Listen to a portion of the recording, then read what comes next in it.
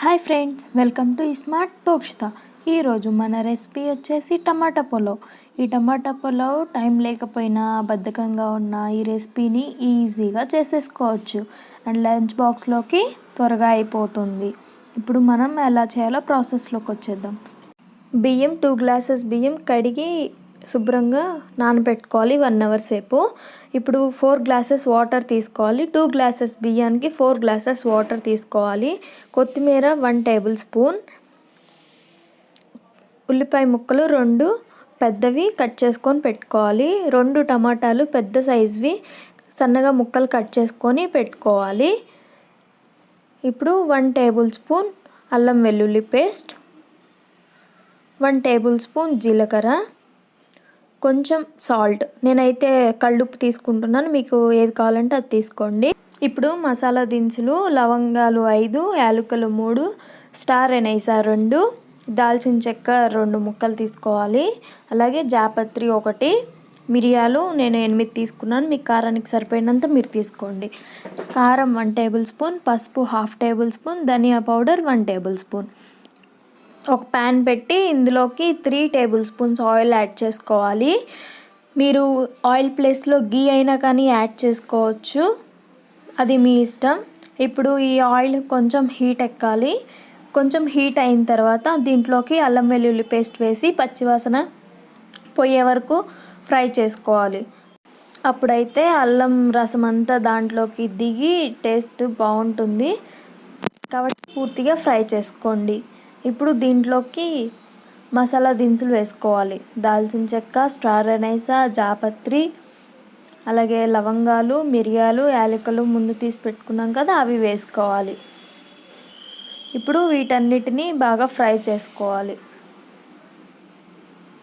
ఇలా ఫ్రై చేసుకున్న తర్వాత దీంట్లోకి కొంచెం జీలకర్ర యాడ్ చేసుకోవాలి. ఈ జీలకర్ర తొందరగా వేగిపోతుంది కదా, కాబట్టి కలుపుకొని అలా వదిలేసి ఇప్పుడు దీంట్లోకి ఉల్లిపాయ ముక్కలు యాడ్ చేసుకోవాలి. దీంట్లోకి టమాటాలు కూడా వేసుకోవాలి. ఇది మొత్తం బాగా కలిసేటట్టు కలుపుకోవాలి. ఇవి కలుపుతూ ఉండాలి, లేదంటే అడుగంటుతుంది. ఇప్పుడు కొంచెం మగ్గినాయి కదా, దీంట్లోకి కారం, పసుపు, ధనియాల పొడి కూడా వేసుకొని బాగా ఒకసారి మిక్స్ చేసుకోవాలి. ఇప్పుడు వీటన్నిటిని మసాలాలు పట్టేలాగా కలుపుకోవాలి.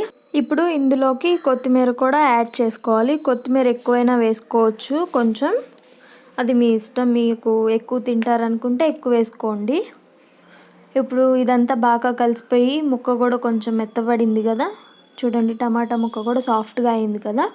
ఇప్పుడు ముందుగా నానబెట్టుకున్న రైస్ కూడా ఇందులో వేసుకొని కలుపుకోవాలి. ఇలాగని కలుపుకున్నట్లయితే టమాటా, ఉల్లిపాయలు, మసాలా వేసి కలుపుకున్నాం కదా, అది అంతా అన్నంలోకి వెళ్తుంది, కొంచెం వెళ్ళి అప్పుడు టేస్ట్ బాగుంటుంది. ఇప్పుడు దీంట్లోకి 4 కప్స్ వాటర్ యాడ్ చేసుకున్నాను. ఇప్పుడు దీంట్లోకి టేస్ట్కి సరిపోయినంత సాల్ట్ కూడా వేసుకోవాలి. ఇప్పుడు ఇది కలపెట్టుకొని తర్వాత మీకు సాల్ట్ టేస్ట్ చేయండి. సరిపోతే మళ్ళీ ఈ స్టేజ్లోనే వేసుకోవాలి, తర్వాత కానీ వేసుకుంటే అస్సలు కలవదు.